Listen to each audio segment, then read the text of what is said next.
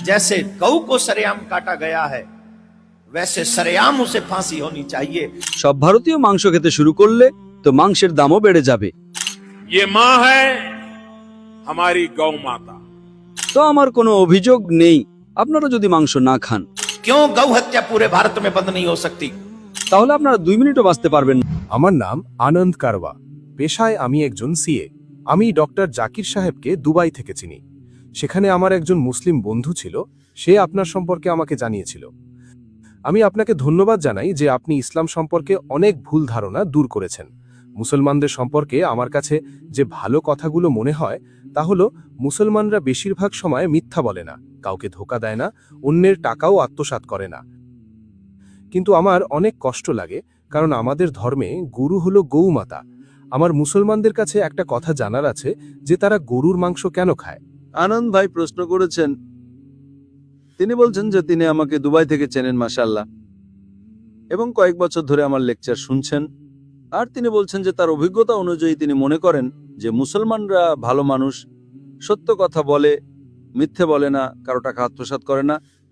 কিন্তু একটা তার কষ্ট লাগে, গরু হলো হিন্দুদের গৌমাতা, আর মুসলমানদের সম্পর্কে একটা বিষয় যা খটকা লাগে যে মুসলমানরা গরুর মাংস কেন খায়, এটা তার প্রশ্ন। হ্যাঁ, আমি প্রথমেই বলতে চাই ভাই সাহেব আনন্দজি, যে একজন মুসলমান ভালো মুসলমান থাকতে পারে শতভাগ নিরামিষ ভোজী হওয়ার পরেও। একজন মুসলিম একজন ভালো মুসলিম হতে পারে একজন সম্পূর্ণ নিরামিষ ভোজী হওয়ার মাধ্যমেও। সম্পূর্ণ নিরামিষ ভোজী হওয়ার পরেও একজন মুসলমান শতভাগ ভালো মুসলমান থাকতে পারে।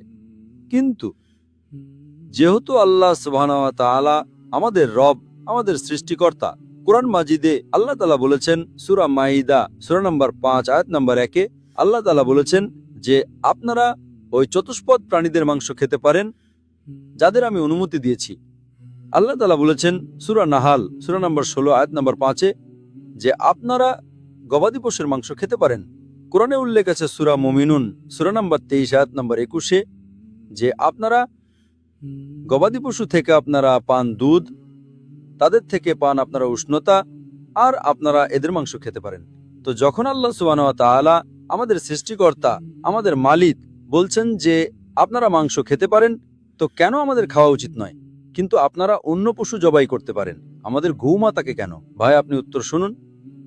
তারপর জি আমি আপনাকে চেষ্টা করব বোঝানোর জন্য যে আজকের বিজ্ঞান এটা বলে যে আমাদের শরীরে আমাদের প্রোটিনের প্রয়োজন আছে, অন্তত 23টি অ্যামাইনো অ্যাসিডের প্রয়োজন আছে। এই 23টির মধ্যে 8টি অ্যামাইনো অ্যাসিড আমাদের শরীরে তৈরি হয় না। সেগুলোর জন্য এটা আবশ্যক যে আমাদের খাবারে আমাদের এই অ্যামাইনো অ্যাসিডগুলো পেতে হবে। এমন কোনো নিরামিষ, এমন কোনো শাকসবজি নেই যার মধ্যে 8টির 8টি অ্যামাইনো অ্যাসিডই উপস্থিত আছে। মাংসে, গোস্তে 8টি অ্যামাইনো অ্যাসিডই উপস্থিত আছে। একে বিজ্ঞান বলে সম্পূর্ণ প্রোটিন, সম্পূর্ণ খাবার। আজ বিজ্ঞান এটা বলে যে মাংস জাতীয় খাবারে, গোস্তে প্রোটিন আছে, নিয়াসিন আছে, ভিটামিন B1 আছে, এতে স্বাস্থ্য ভালো হয়। আর আজ আপনারা দেখবেন যেসব প্রাণী যারা নিরামিষ ভোজী, যারা শুধুমাত্র শাকসবজি খায়, ভেড়া, ছাগল, গরু, আপনারা দেখবেন এই প্রাণীদের দাঁত, এদের চ্যাপ্টা, তাদের নিরামিষ ভোজী প্রাণীদের দাঁতের গঠন আছে। এরা শুধু শাকসবজি খায়, মাংস খেতেই পারে না।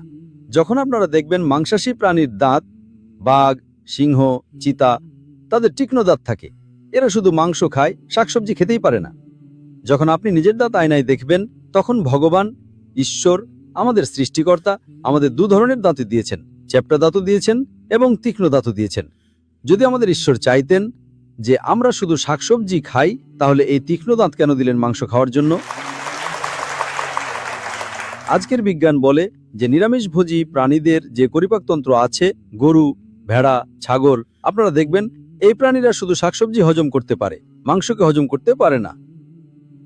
মাংসাশী প্রাণীদের যে পরিপাকতন্ত্র আছে, চিতা, বাঘ, সিংহ, এরা শুধু মাংস হজম করতে পারে, শাকসবজি নয়। কিন্তু আমাদের মানুষের আল্লাহ তাআলা, আমাদের ঈশ্বর ক্ষুদ্রন্ত্রও দিয়েছেন, বৃহতন্ত্রও দিয়েছেন। আমরা শাকসবজি হজম করতে পারি, মাংস হজম করতে পারি।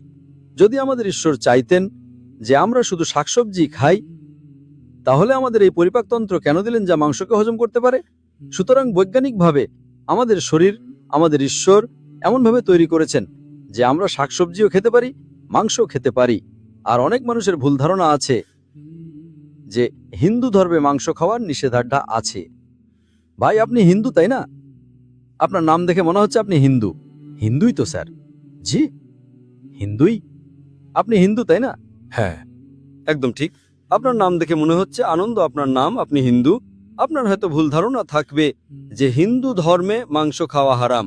আপনি যখন হিন্দু ধর্মীয় বই পড়েন, আপনার ধর্মীয় বইতে লেখা আছে যে আপনি গোশত খেতে পারেন, মাংসও খেতে পারেন, আর গরুর মাংস খেতে পারেন, গরুর মাংস খেতে পারেন। আপনি যখন পড়বেন মনুস্মৃতি অধ্যায় নাম্বার 5 শ্লোক নাম্বার 30 লেখা আছে যে যদি খাদক সৃষ্টি সেই জিনিসকে খায় যেগুলো খাদ্য প্রাণী, তাহলে আপনি কোনো পাপ করছেন না। কারণ ঈশ্বর কিছু সৃষ্টিকে বানিয়েছেন খাওয়ার জন্য, আর কিছু সৃষ্টি অন্যের খাদ্য হওয়ার জন্য। কিছু সৃষ্টি খাওয়ার জন্য এবং কিছু সৃষ্টি খাদ্য হওয়ার জন্য। তো যদি আপনি খাদ্য প্রাণী খান তবে পাপ করছেন না। লেখা আছে মনুস্মৃতিতে অধ্যায় নাম্বার 5 শ্লোক নাম্বার 31 যে যদি আপনারা পূজার জন্য প্রাণীকে হত্যা করেন তবে কোনো পাপ করছেন না। লেখা আছে মনুস্মৃতিতে অধ্যায় নাম্বার 5 শ্লোক নাম্বার 39 এবং 40 যে ঈশ্বর কিছু প্রাণীকে বানিয়েছেন পূজার জন্য, বলিদানের জন্য। তাই বলিদানের উদ্দেশ্যে হত্যা করা কোনো হত্যা নয়। সুতরাং হত্যা করা পূজার মধ্যে হত্যা নয়। তো মনুস্মৃতি অনুযায়ী আপনি মাংস খেতে পারেন। তারপর আপনি যখন অধ্যয়ন করবেন মহাভারতে অনুশাসন পর্বে অধ্যায় নম্বর 88 যুধিষ্ঠির, পাণ্ডবরা 5 ভাই ছিল। আপনি যুধিষ্ঠিরের নাম তো শুনে থাকবেন। যুধিষ্ঠির যে পাণ্ডবদের 5 ভাই ছিল, যুধিষ্ঠির পাণ্ডবদের মধ্যে সবচেয়ে বড় ভাই ছিল। সে ভীষ্মকে জিজ্ঞেস করে যে আমরা যজ্ঞে পূজাতে কি খাবার দেব যাতে আমাদের পূর্বপুরুষরা খুশি হবেন। তো ভীষ্ম বলে যদি আমরা যজ্ঞে পূজায় চাল জব দিই তাহলে আমাদের পূর্বপুরুষরা 1 মাসের জন্য সন্তুষ্ট থাকবেন। যদি আমরা মাছ দিই 2 মাসের জন্য, যদি মাংস দিই 3 মাসের জন্য, যদি খরগোশ দিই তাহলে 4 মাসের জন্য, যদি ছাগল দিই তাহলে 5 মাসের জন্য, যদি শূকর দিই তাহলে 6 মাসের জন্য, যদি পাখি দিই তাহলে 7 মাসের জন্য, যদি হরিণ দিই তাহলে 8 মাসের জন্য, যদি ষাঁড় দিই তাহলে 11 মাসের জন্য, যদি গরু দিই তাহলে পুরো 1 বছরের জন্য আমাদের পূর্বপুরুষরা সন্তুষ্ট থাকবেন। 1 বছর। যদি আপনি মহিষ দেন তাহলে 12 বছরের জন্য, যদি গন্ডার দেন বা লাল মাংস তাহলে আমাদের পূর্বপুরুষরা চিরকালের জন্য সন্তুষ্ট হবেন। পুরো মেনু আছে মহাভারতে, হিন্দু বইতে পুরো মেনু আছে। কি চান? শাকসবজি, মাছ, মাংস, খরগোশ, হরিণ, গরুর মাংস, গরুর, খাসির সব আছে। আপনি যদি বেদ পড়েন, বেদেও লেখা আছে যে সাধু সন্ন্যাসীরা মাংস খেতেন, গরুর মাংসও খেতেন। তাহলে আপনি কেন বলছেন যে মাংস খাওয়া হারাম? কারণ অনেক হিন্দু মানুষ অন্যান্য ধর্ম দ্বারা প্রভাবিত হয়েছিল। ধর্ম দ্বারা প্রভাবিত হওয়ার পরে কিছু ধর্ম বিশ্বাস করে অহিংসাই, আর তারা মনে করে যে প্রাণীকে হত্যা করা পাপ, কারণ প্রাণীর প্রাণ আছে। শাকসবজিতে প্রাণ নেই, গাছপালায় প্রাণ নেই, সেজন্য শাকসবজি খাওয়া ভুল নয়, কিন্তু প্রাণী খাওয়া ভুল। আজ বিজ্ঞান উন্নতি করেছে আর আমরা জানি যে গাছপালাতেও প্রাণ আছে। তো তাদের যুক্তি একটু বদলে গেল। হ্যাঁ জাকির ভাই, আমরা জানি গাছপালায় প্রাণ আছে, কিন্তু গাছপালা তাদের ব্যথার অনুভূতি হয় না, তাদের ব্যথা হয় না, গাছপালার ব্যথা হয় না, সেজন্য প্রাণী খাওয়া বড় পাপ, গাছপালা খাওয়া কম পাপ। আজ বিজ্ঞান আবার উন্নতি করেছে। উন্নতি করার পর আজ বিজ্ঞান এটা বলে যে গাছপালারও ব্যথা হয়, কিন্তু তাদের ব্যথার শব্দ আপনারা শুনতে পান না। আমরা মানুষ শুধুমাত্র 20 সাইকেল থেকে 20,000 সাইকেলের মধ্যবর্তী কম্পাঙ্ক শুনতে পারি, এর নিচে এর উপরে শুনতে পারি না। তারা চিৎকার করে, কিন্তু আমরা তাদের শব্দ শুনতে পাই না। তো এক ব্যক্তি আমার সাথে সবচেয়ে বেশি তর্ক করল আর বলল যে জাকির ভাই, আমি মানি যে গাছপালায় প্রাণ আছে, গাছপালায় ব্যথা হয়, কিন্তু গাছপালায় শুধুমাত্র 2 বা 3টি ইন্দ্রিয় আছে, প্রাণীদের 5টি ইন্দ্রিয় আছে। সেজন্য প্রাণী হত্যা করা বড় পাপ, গাছপালা খাওয়া কম পাপ। তো আমি তাকে জিজ্ঞেস করলাম যে যদি আপনার ভাই জন্মগ্রহণ করে 2টি ইন্দ্রিয় কম নিয়ে, সে শুনতে পায় না, বোবা আর বধির, যখন সে বড় হয় আর যদি কোনো মানুষ তাকে হত্যা করে, তাহলে কি আপনি গিয়ে যে বিচারককে বলবেন মাই লর্ড, খুনিকে কম শাস্তি দিন, কারণ আমার ভাই বোবা ছিল, বধির ছিল, সে শুনতে পেত না, কথা বলতে পারত না? আপনি তো বলবেন খুনিকে দ্বিগুণ শাস্তি দিন, আমার ভাই তো নিষ্পাপ ছিল, না শুনতে পেত না কথা বলতে পারত। ইসলামে 2টি ইন্দ্রিয় কম বা 2টি ইন্দ্রিয় বেশি বলে কিছু নেই। ইসলামে আল্লাহ তাআলা বলেছেন সূরা বাকারা সূরা নম্বর 2 আয়াত নম্বর 168তে আল্লাহ আপনাদের যেসব পবিত্র বস্তু দান করেছেন তা থেকে আহার করুন। যে ভালো জিনিস আপনাদের আল্লাহ দিয়েছেন সেটা আপনারা খেতে পারেন।